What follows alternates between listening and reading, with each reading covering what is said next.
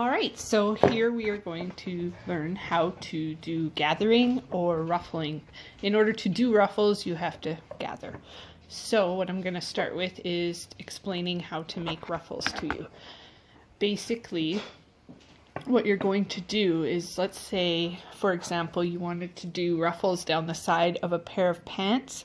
You would take the seam that you want to add the ruffle to, and you would measure that and double the measurement, and that will give you how long you're going to need your piece of fabric in order to make ruffles. Then what you're going to do, I usually do my ruffles at about 2 inches width or 3, and you want to add a little bit extra for seam allowance. Because what you're going to do when you do the ruffle is you're actually going to end up folding that width in half. So it's going to be half of that. So you can choose how wide you want it, but just remember that you're folding it in half and you need a little extra for seam allowance.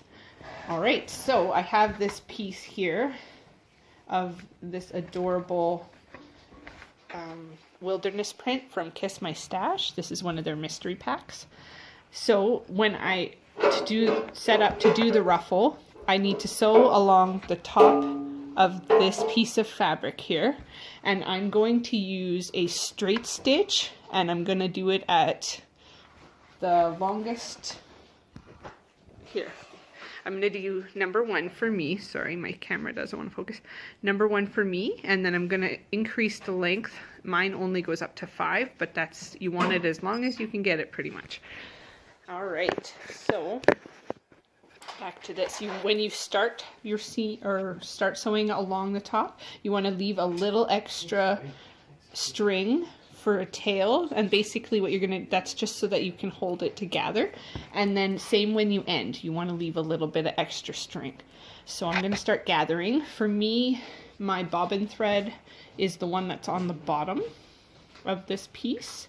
I grab my bobbin thread. I'm going to wrap it around my hand. I always do that just to kind of stabilize, and I just pull, and it should gather really easy as long as you use the straight stitch.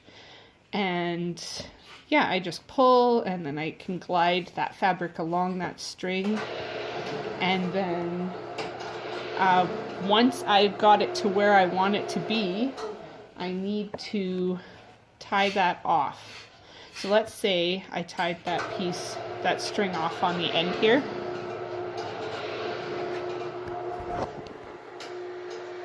Okay, so let's say I have this gathered to where I want it to. Basically, you kind of choose how gathered or ungathered you want it to be.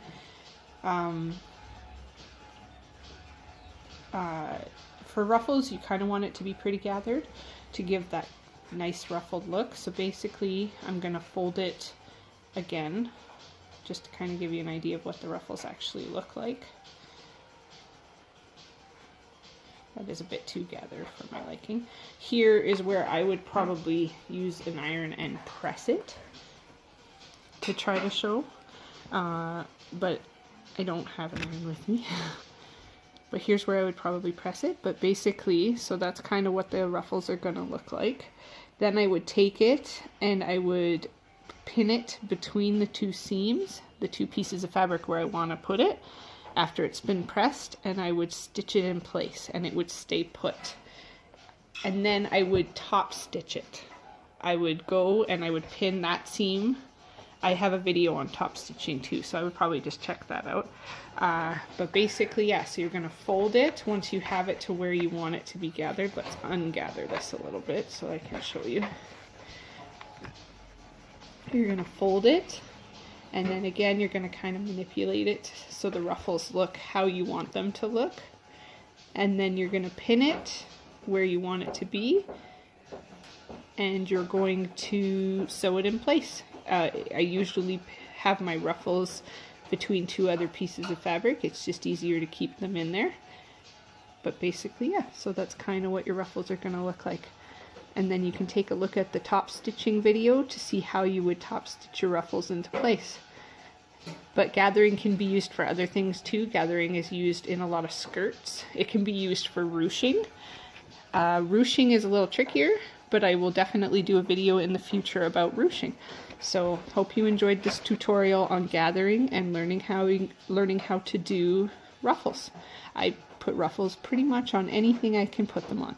But again, you're going to manipulate them to what you would like them to look like. You can gather more once you've folded them over. You can gather them more. You can release the gathers a little bit to get them a little, just a little more relaxed looking. So yeah, hope you enjoyed this tutorial. Thanks, guys.